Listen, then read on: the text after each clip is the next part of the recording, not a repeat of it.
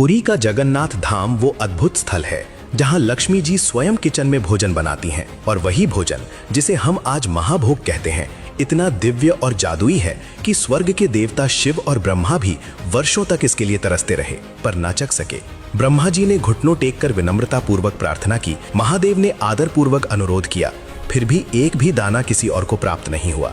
फिर आया नारद मुनि, जिन्होंने 12 वर्षों की कठोर तपस्या और धैर्य से इस रहस्य को जाना। उन्होंने चुपके से थाली चुराई पर अचंभे में देखा कि दाने हिले तक नहीं और भगवान विष्णु का खाया हुआ भोजन में से जो बचा था उसे उन्होंने चिड़ियों को खिला दिया। भगवान विष्णु का परम भक्त होने के बावजूद भी देवी ने नारद मुनि को महाभोग नहीं दिया।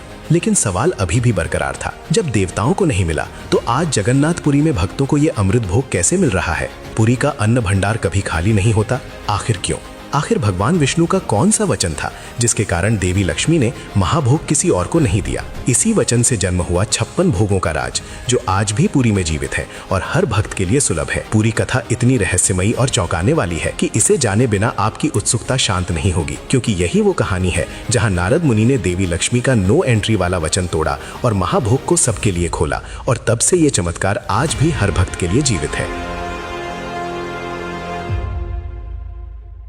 एक समय जब लक्ष्मी जी और नारायण अपने वैकुंठ के दिव्य सदन में आराम से बैठे थे और विभिन्न अवतारों की स्मृतियों और उनके अनुभवों की चर्चा कर रहे थे, तभी लक्ष्मी जी ने धीरे से कहा, हे प्रिय, मुझे त्रेता युग की याद आ रही है, जब आप राम रूप में धरती पर रहे और वनवास की कठिनाइयों का सामना कर रहे थे। उन कष्टमय दिनों में भी हमारे बीच कितनी ममता और आनंद था। मैं आपके लिए भोजन बनाती और आप प्रेम पूर्वक ग्रहण करते, परंतु उस समय मेरी मानव सीमाओं के कारण मैं अपने हाथों से आपको वो स्वादिष्ट व्यंजन परोस नहीं पाई जो मैं सच में देना चाहती थी। नारायण मुस्कुराए और बोले, तो फिर द्वापर युग में जब मैं कृष्ण अवतार में राजसी वैभव के साथ रहा, वहां तुम्हारी ये इच्छा पूरी नहीं हुई क्या? लक्ष्मी जी ने हल्की हंसी के साथ उत्तर दिया, कभी कभी ही। उस समय सत्यभामा और जाम्बवती जैसी सहेलियां भी थीं जो राजसी वैभव में मेरे साथ रसोई में प्रतिस्पर्धा करती थीं। मुझे तो उस समय रसोई में घुसने का भी अवसर न मिला। यदि तुम्हारी यह इच्छा अधूरी रह गई है तो इसका समाधान है। हम पृथ्वी पर एक ऐसा स्थान बनाएंगे जहां मैं जगन्नाथ स्वरूप में वास करूंगा और तुम पूर्ण गृहस्थ सुख का अनुभव करोगी। वहां तुम अपनी मर्जी से मेरे लिए भोजन तैयार करोगी और मुझे परोसोगी, जैसे महादेव कैलाश पर पार्वती के लिए भोजन बनाते हैं। लक्ष्मी जी की आंखों में प्रसन्नता झलक उठी, पर नारायण ने एक शर्त जोड़ दी, लेकिन यह भोजन केवल मेरे लिए होगा, किसी अन्य को नहीं दिया जाएगा। लक्ष्मी जी ने इस वचन को स्वीकार कर लिया और इस प्रकार पुरी के श्री मंदिर में महाभोग की परंपरा आरंभ हुई। समय बीतता गया। एक दिन शिव और ब्रह्मा इस महाभोग की महिमा जानकर पुरी पहुंचे। लक्ष्मी जी ने उनका आदर पूर्वक स्वागत किया, उन्हें फल और मिष्ठान्न दिए, परंतु महाभोग देने से साफ इनकार कर दिया। उन्होंने कहा, यह भोजन केवल नारायण के लिए है। दोनों देवता निराश होकर लौट गए। वर्षों बीत गए और महाभोग केवल नारायण का निजी भोजन बनकर रह गया। सभी देव और प्राणी उसकी चाह में तड़पते रहे, परंतु इसे किसी और को प्राप्त नहीं हो सका। फिर आया वो मोड़ जब नारद मुनि किसी विहार पर जा रहे थे। तभी उन्हें दूर से हरि कीर्तन की मधुर ध्वनि सुनाई दी। उन्होंने उस ओर बढ़कर देखा, एक भक्त एक तारे पर प्रभु के गुणगान में मग्न था और आसपास कुछ अन्य भक्त भी जमा थे। नारद भी उनके साथ सम्मिलित हो गए। कीर्तन समाप्त होने के बाद भक्त ने सभी को प्रसाद वितरित किया।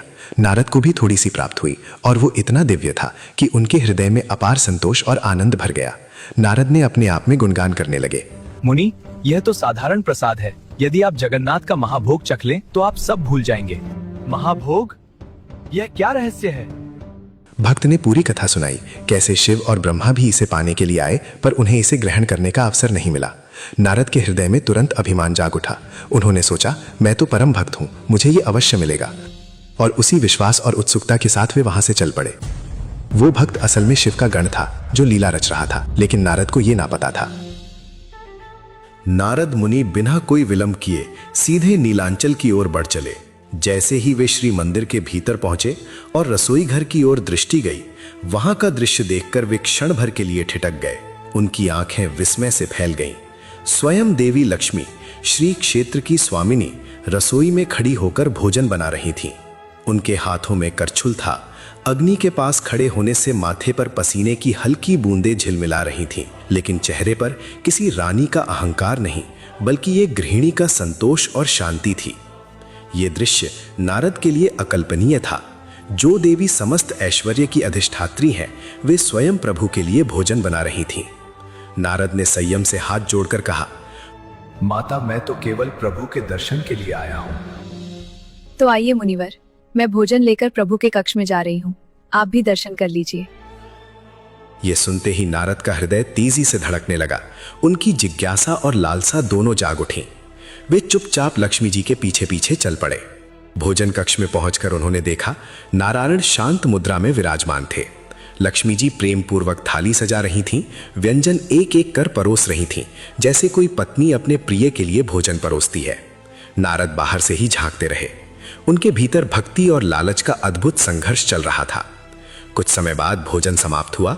नारायण उठकर अपने स्थान से चले गए। नारद ने साहस जुटाकर लक्ष्मी जी से कहा, माता, क्या मुझे भी प्रसाद मिल सकता है? नहीं मुनिवर, यह भोजन केवल प्रभु के लिए है, किसी अन्य को नहीं दिया जा सकता। निराश नारद लौट गए, पर उनकी जिज्ञासा शांत नहीं हुई। अगले दिन वे फिर आए, इस बार और भी सावधानी से। वे एक कोने में छिपकर सब देख रहे थे। जब भोजन समाप्त हुआ और नारायण कक्ष से बाहर चले गए, तब नारद धीरे धीरे आगे बढ़े। उनकी दृष्टि थाली पर पड़ी। उसमें थोड़ी सी खिचड़ी बची थी। चावल के दाने दिव्य प्रकाश से चमक रहे थे। नारद का हृदय जोर जोर से धड़कने लगा।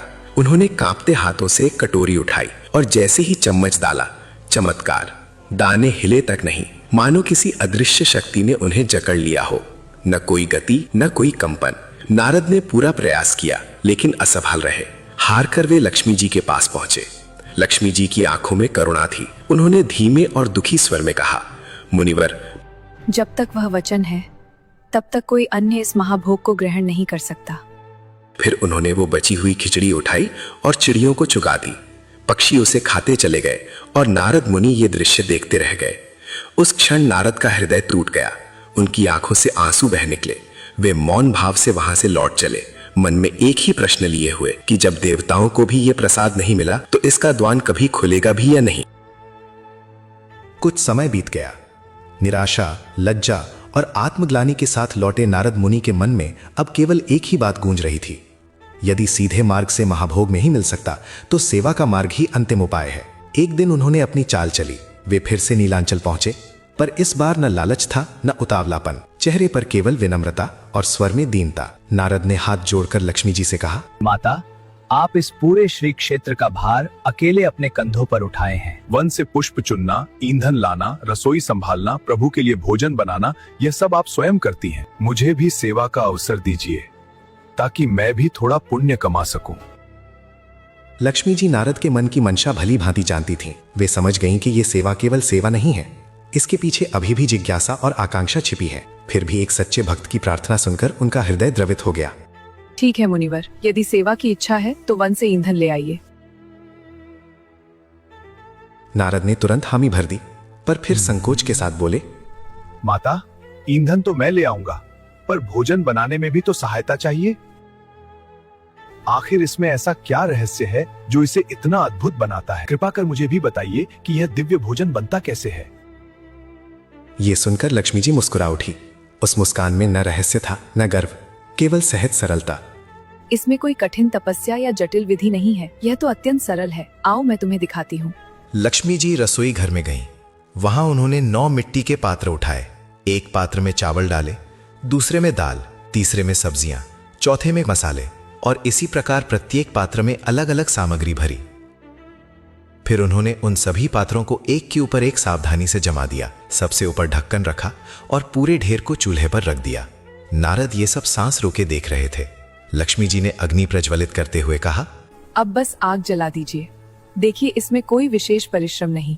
ऊपरी पात्र पहले पकता है, फिर उसकी ऊष्मा नीचे जाती है और क्रम से सभी पात्र पकते चले जाते हैं। आश्चर्य तो तब हुआ जब लक्ष्मी जी ने आगे कहा, न इसमें धुआं उठता है, न कोई पात्र जलता है, न कुछ हद पका रहता है। सब कुछ अपने अपने समय पर अपने अपने क्रम से पूर्णता के साथ बनता है। अग्नि की लपटें धीरे धीरे नाचने लगी। कुछ ही समय में पूरे रसोई घर में अद्भुत सुगंध फैल गई, ऐसी सुगंध जो सामान्य भोजन की नहीं बल्कि दिव्यता की प्रतीत होती थी। नारद मुनि स्तब्ध खड़े रह गए। उनकी आंखों में विस्मय था, मन में कंपन और हृदय में पहली बार एक गहरी अनुभूति। ये केवल भोजन नहीं, ये केवल विधि नहीं, ये तो भक्ति और व्यवस्था का चमत्कार है। उस क्षण नारद के भीतर की लालसा धीरे धीरे शांत होने लगी। महाभोग पाने की इच्छा से अधिक अब वे उस रहस्य में डूब चुके थे कि जब सेवा में अहंकार नहीं और व्यवस्था में भक्ति हो, तब चमत्कार अपने आप प्रकट होते हैं। आज भी पुरी के श्री मंदिर में यही विधि चली आ रही है। सुबह से शाम तक 56 प्रकार के भोग लगते हैं। पहला भोग गोपाल भोग, फिर साकाली भोग, मध्याह्न भोग, अंत में सायाह भोग। प्रत्येक में विविध व्यंजन, खिचड़ी, दालमा, पूरी, खीर, पायसम। रसोई में सैकड़ों सेवक लगे रहते हैं, लेकिन चमत्कार वही, अन्न भंडार कभी खाली ना होता। भोग लगने के बाद जो बचे वो महाप्रसाद श्रद्धालुओं में वितरित होता है। लोग कतारों में खड़े रहते हैं, प्रसाद पाकर आशीर्वादित होते हैं। लेकिन कथा का चरम सवाल अब भी जीवित है। जब महाभोग किसी को नसीब ना होता था, तो नारद की 12 वर्षों की साधना से ये सबके लिए कैसे खुल गया? कथा कहती है कि नारद की भक्ति ने प्रभु के हृदय को पिघला दिया। उन्होंने वचन तोड़ा नहीं, लेकिन कृपा का मार्ग खोल दिया। भक्तों को भी दिव्य सुख का भागी बनाया। जगन्नाथ धाम में आइए कभी और महाप्रसाद चक्कर अनुभव कीजिए। ये कथा जीवंत हो उठेगी। अगर कथा अच्छी लगी हो तो लाइक, शेयर और सब्सक्राइब करें। प्रभु जगन्नाथ के भक्त कमेंट में जय जगन्नाथ लिखना ना भूलना। जय जगन्नाथ।